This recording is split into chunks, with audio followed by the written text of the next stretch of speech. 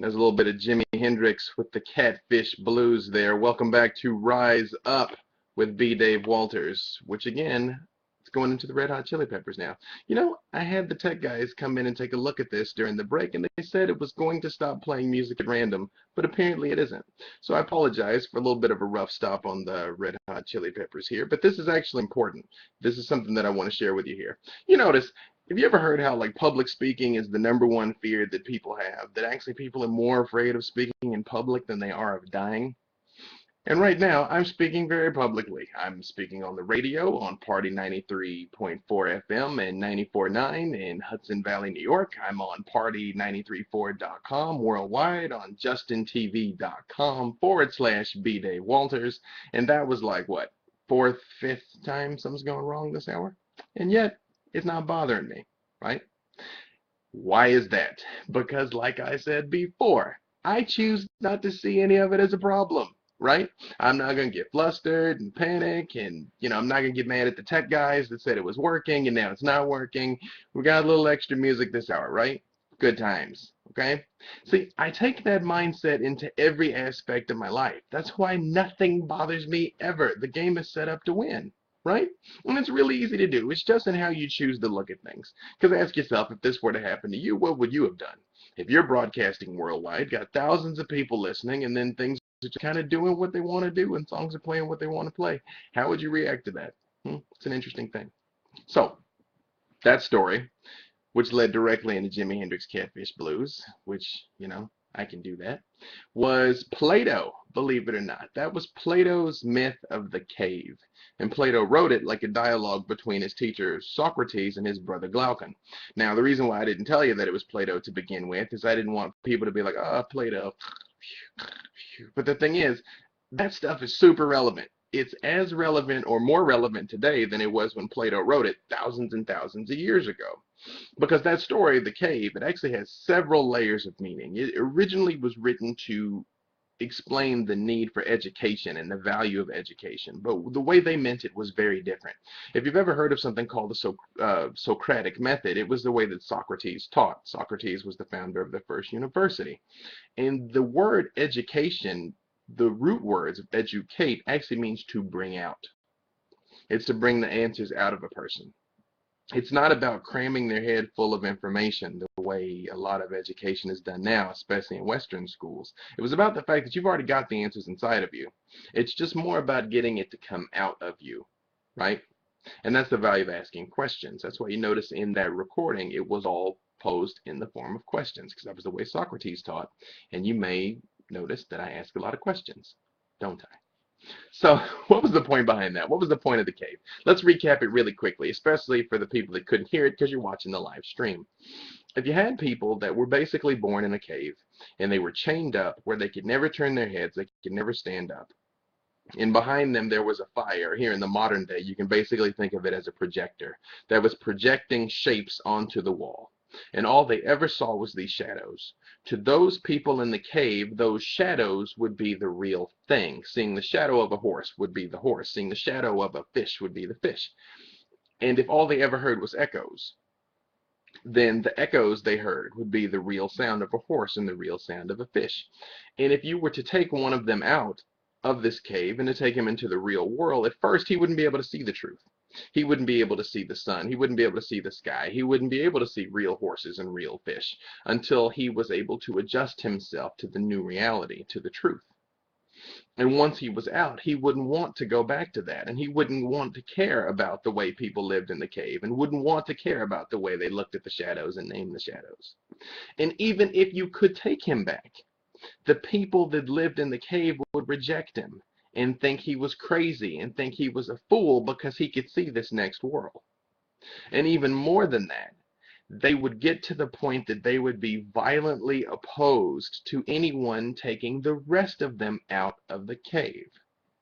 That they would rather sit in darkness with what they knew than risk being exposed to something else. So like I said, how does this relate to your world? Well, you tell me. First of all, which one do you think you are? Do you think you're one of the people that's in the cave, that's only seeing the reflection, only seeing the shadow of the way things really are? Or do you think you're the person that's been brought out of the cave? It's a little bit of a trick question because, quite frankly, all of us are the person in the cave. And hopefully we move into the person that leaves the cave. But, it's a long process, right? But as you start to make that transition, it's hard. It's hard. It's hard to see the world in a new way. It's hard to change your habits. It's hard to quit smoking. It's hard to lose weight. It's hard to become a more positive person. It's tough. It is. So you have to acclimate yourself to it. You can't do it right off. You can't do it full force right off. You can't run a marathon when you've never put on a pair of shoes before, or a pair of running shoes. You can't stare directly into the sun. And the people that you left behind might think you're foolish for doing it, may resent you for doing it, right? But it has to be done, okay? Because right now, what the people in the cave don't realize, and this is you, me, and everybody, at least I think at this point we're kind of aware that there's something outside of the cave, is that even when you're in there, even when you can only see the shadow, even when you can only see the reflection, it does not change the truth of the world outside the cave. This also applies to spirituality. Just because you can't necessarily hear God's voice right off or hear angels sing or anything like that, it doesn't change the reality of the next world. It doesn't change the reality of the spiritual dimension of the universe. And this is the problem when people get overly materialistic about things and they want everything to be very concrete and tangible and weigh it and measure it, and I can't see God through my telescope, so there is no God. That's really the wrong way to look at it because you're trying to look at the shadow. You're trying to look at the reflection, trying to say that that's the real thing when it's not. Just a copy. It's just a shadow. So, to tie all of this together, as we're talking about your mindset, those people believe that limited world is the real world. And because they believe it, to them, it really is the real world. So then, if you don't want to be one of these people anymore, if you don't want to be one of the people that's stuck looking at shadows and listening to echoes, then you have to choose to exit the cave. And you have to choose to endure all the difficulties that go along with exiting the cave. You have to choose to be different even when it's hard. You have to choose to be different even when it's not working quickly or not working like you thought, or when people laugh at you, or when people look at you funny, when your old friends don't want to hang out with you, when your family and friends, maybe even your spouse, start to criticize you. You have to hold on to that commitment to move on to that thing that you're trying to move on to, right?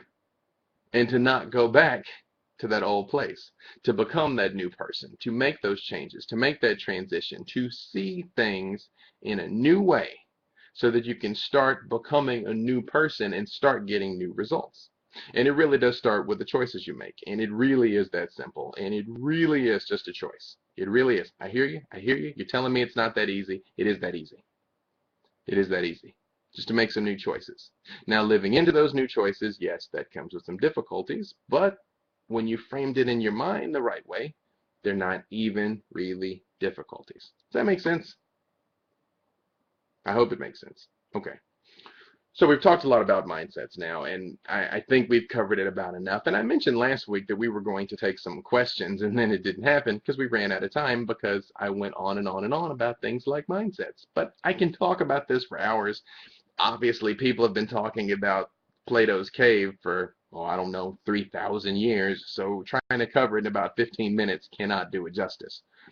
But I do want to move on now to some questions. And if you want to ask me a question, you can ask me anything, by the way, about relationships, about spirituality, about things of that nature. And you can submit questions even anonymously through a website called FORM, spring like the season, .me, like me, /B Dave Walters.